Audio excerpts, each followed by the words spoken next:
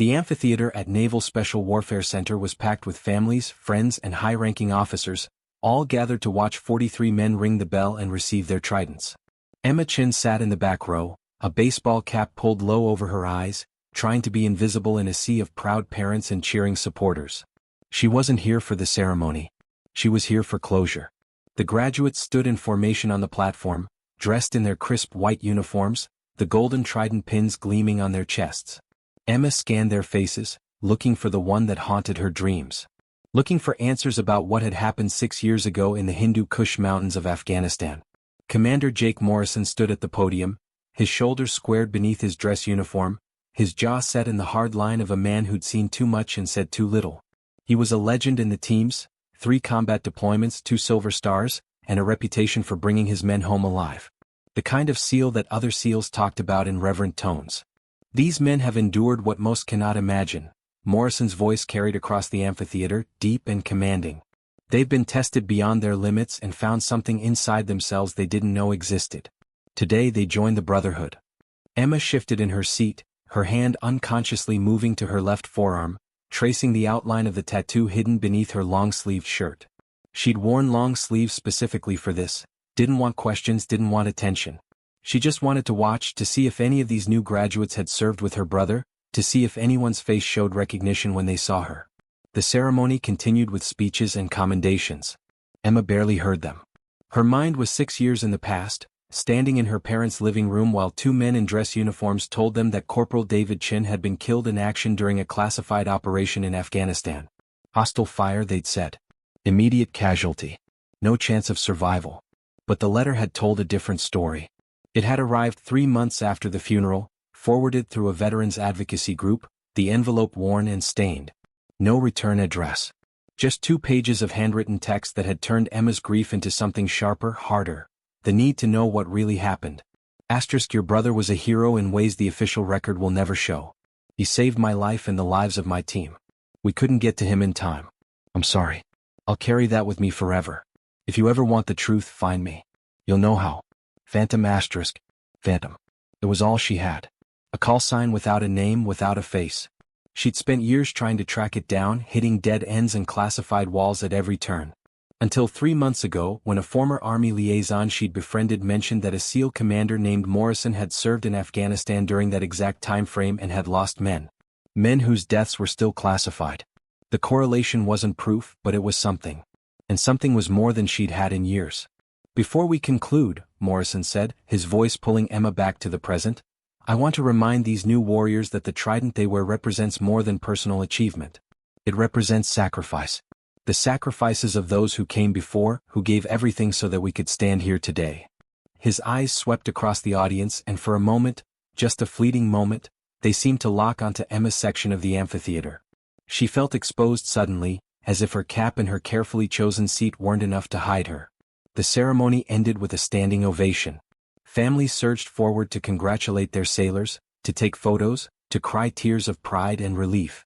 Emma stayed in her seat, waiting for the crowd to thin. She'd approach him quietly, away from the cameras and the celebration. She'd show him the letter, ask if he knew anything about Phantom, about what really happened. She was still formulating her approach when a hand touched her shoulder. Emma spun, her heart hammering.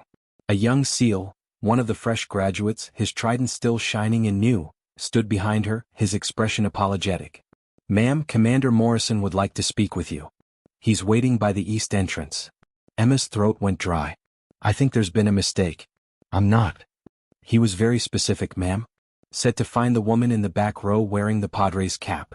The young SEAL's eyes were kind but firm. This way, please. She followed him through the thinning crowd, her mind racing. How had he known she was here? She'd been careful, hadn't registered as a guest, had simply walked in with the general crowd. Unless someone had recognized her. Unless he'd been looking for her. The east entrance led to a quiet corridor away from the main celebration. Commander Morrison stood with his back to her, hands clasped behind him, staring at a memorial wall covered with photos of fallen SEALs. Emma recognized her brother's face immediately, 3rd row, 7th from the left. David's official boot camp photo, all eager eyes and proud smile. Thank you, Petty Officer Hayes. Dismissed. Morrison didn't turn as the young SEAL departed, leaving Emma alone with him in the corridor. The silence stretched between them, thick with unspoken words. Emma's hand moved again to her forearm, a nervous gesture she couldn't control. I didn't expect you to come. Morrison's voice was quieter now, stripped of the ceremonial authority. You still didn't turn around. I've been waiting 6 years, wondering if you'd figure it out. Figure what out? Emma's voice was steadier than she felt. That you're Phantom? That you were there when my brother died. Morrison finally turned, and Emma saw something in his eyes that made her breath catch. Not denial or anger, but a profound, bone-deep exhaustion. The look of a man who'd been carrying a weight for too long. Show me your arm, he said quietly. Emma froze. What? Your left forearm. You keep touching it. I saw you do it 3 times during the ceremony. His gaze was steady, unflinching. Show me. With trembling hands, Emma pushed up her sleeve. The tattoo was visible now in the corridor's fluorescent light. A stylized compass rose with coordinates beneath it. 34.5553 degrees north, 69.2075 degrees east. The exact location where her brother had died, obtained through months of FOIA requests and piecing together redacted documents. Beneath the coordinates, in small, precise script, * brother. Hero. Phantom's debt. *. Morrison's face went pale. He stared at the tattoo for a long moment, then slowly rolled up his own left sleeve. Emma's world tilted. The tattoo on Morrison's forearm was nearly identical. Same compass rose, same coordinates. But beneath them, different words. * David Chen. Kia, June 15, 2019. My brother in arms. My failure to save. *. And beneath that, a list of names. Emma's vision blurred as she read them. 8 names total. Her brother's name was at the top. I got this after every man I've lost, Morrison said, his voice rough. Every single one. Your brother was the first. He pulled his sleeve back down, his jaw tight. I was Phantom. I wrote that letter because I couldn't live with you thinking he died meaninglessly. But I never signed it because I was a coward. Because admitting I was there meant admitting I'd failed him. Emma felt tears streaming down her face, hot and unstoppable. The official report said hostile fire. Said it was immediate. The official report is a lie. Morrison's voice hardened, edged with anger, not at her but at something deeper, something that had festered for years. We were extracting a high-value target, someone who'd been embedded with the Taliban for 2 years. The operation was blown before we even hit the ground. We were ambushed in a valley with no cover, no air support for 20 minutes. He paused, his eyes distant, seeing something Emma couldn't. David wasn't even supposed to be there. He was Army, attached to our unit as a translator because our usual guy got appendicitis 2 days before the op. But when we got pinned down, he didn't hesitate. He grabbed an at-4, ran 50 yards through open fire, and took out the machine gun nest that had us trapped. Emma's hand covered her mouth. The official record had said nothing about this. Nothing about heroism or sacrifice. Just clinical language about casualties and mission parameters. He saved 12 lives that day, Morrison continued, his voice thick. 12 of us made it out because of what he did. But when he ran back, a sniper got him. I was 15 feet away. I saw it happen. I tried to get to him, but the enemy was already advancing on our position. We had to fall back or lose everyone. Why didn't you tell us this? Emma's voice cracked. Why did my parents have to believe he just got unlucky? Why couldn't they know he was a hero? Because the operation was classified. Because the HVT we extracted is still active, still feeding us intelligence. Because sometimes the truth has to stay buried to protect the living. Morrison's fists clenched at his sides. I've hated that decision every day for 6 years. I've written the recommendation for his Medal of Honor 3 times, and it's been denied 3 times because officially, that operation never happened. He stepped closer, and Emma saw the moisture in his eyes, tears he was fighting to contain. But I've never forgotten. I've carried him with me every single day. Every mission, every operation, every time I brief my men, I remember the Army translator who had more courage than most SEALs I've known. Emma looked at her tattoo, then at Morrison's. You knew I'd come today. I hoped you would. I've been tracking your inquiries for 2 years. Every FOIA request, every call to veteran groups, every dead end you hit, I knew about them. I couldn't help you directly without confirming classified information, but I left breadcrumbs, hoping you'd eventually figure out that Phantom was speaking at this ceremony. Why? Emma demanded. Why bring me here? Why not just tell me? Morrison reached into his jacket and pulled out a folder worn at the edges. He handed it to her. Because today the operation was officially declassified. As of 0800 this morning, I'm authorized to tell you everything. And because your brother's Medal of Honor recommendation was finally approved. Emma opened the folder with shaking hands. Inside was David's official commendation, signed by the Secretary of Defense.